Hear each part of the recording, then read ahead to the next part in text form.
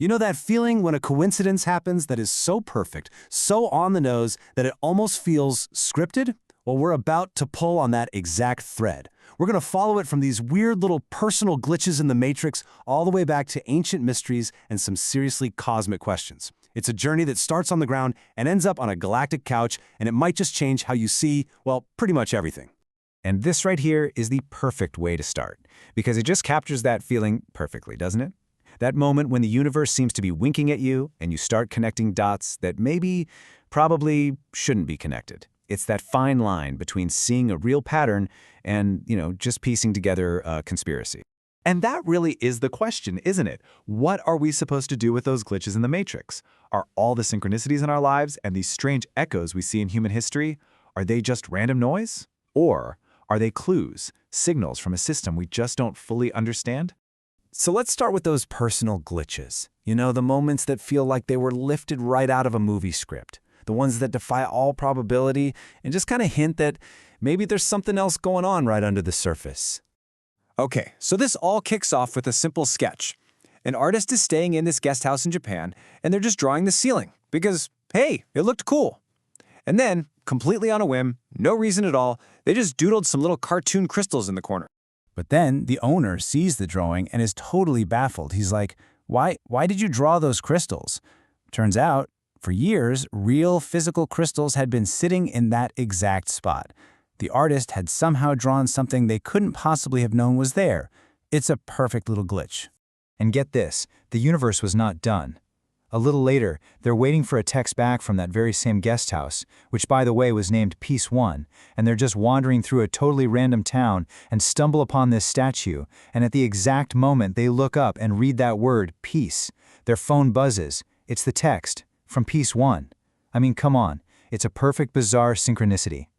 Okay, but these kinds of glitches, they're not just personal. It seems like they're embedded deep in our collective history, woven into stories so ancient we can't even explain where they came from.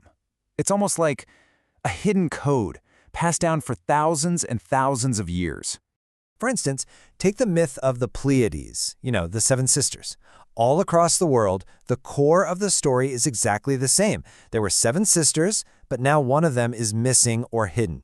The mind-blowing part is that you find this exact myth in ancient Greece, in indigenous Australian lore, and Japanese culture, civilizations that supposedly had zero contact with each other. Now here's where it gets truly wild. Astronomers have actually confirmed that because of the way stars move, the Pleiades cluster only appeared as 7 distinct individual stars to the naked eye about 100,000 years ago. Today, 2 of them have moved so close together they look like a single star to most people. So, how is that possible? How could a specific, accurate astronomical observation survive as a myth for 100,000 years? I mean, the history books tell us we were just hunter-gatherers with sticks and stones back then. This suggests something else entirely, a way of preserving data across a timescale that is just, frankly, hard to even wrap your head around. When you start bumping into glitches like this, it's really only a matter of time before you start asking the really big questions. Like, if there is a designer, or a god, how does that even work? Because the traditional idea of an all-knowing, all-powerful creator, well, it pretty quickly runs into some serious logical problems.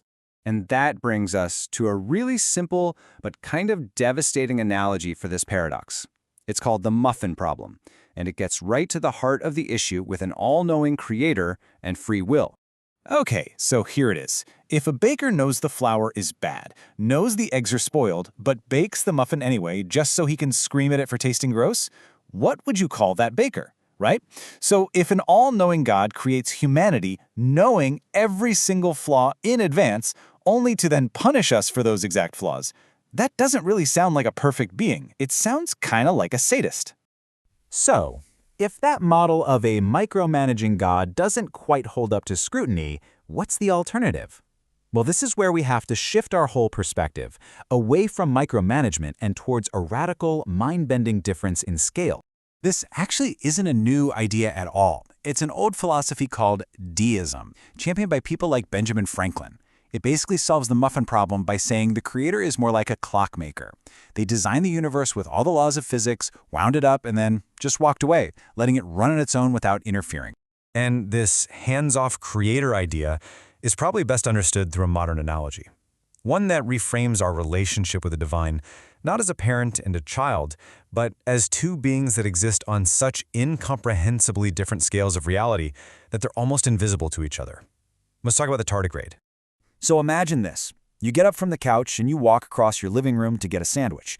You are completely, totally unaware that down on the carpet, a microscopic tardigrade is being attacked by other microbes. Your foot lands nearby. The vibration scatters the attackers, and the tardigrade is saved. Now, from its perspective, a miracle, a divine foot descended from the heavens. It spends the rest of its life praying at that exact carpet fiber for the holy foot to return. But you never do. You were just getting a sandwich. You never even knew it existed. The tardigrade builds an entire religion, a whole system of belief, around an event that was, for the human, a completely meaningless accident. The chasm between their realities is total. I mean, they exist in the same physical space, but they are in completely different universes of meaning. So, what if our relationship to whatever's out there is exactly like the tardigrades to the human? What if the true nature of reality is so complex, so massive, that our three-dimensional brains simply can't process it? And maybe all of our belief systems are just tools, a kind of user interface to help us navigate it all. And this leads us to this final, powerful metaphor. What if all of religion is just a user interface? We can't possibly comprehend the 11-dimensional source code of the universe, right? So our collective consciousness has created a simplified desktop with easy-to-understand icons to help us function. And this just explains so much of human conflict, doesn't it? We spend our entire lives passionately arguing about whether the trash bin icon should be a little basket or a metal can, completely unaware that we're just debating the graphics on the desktop. We're missing the entire point because the underlying code is completely beyond our perception. Which of course leaves us with one last massive question. If all of our beliefs, our myths, our religions, our philosophies, if they're all just icons on a desktop that's been designed to help us navigate a reality we can't possibly describe, what happens when you try to look past the screen and see the code for yourself?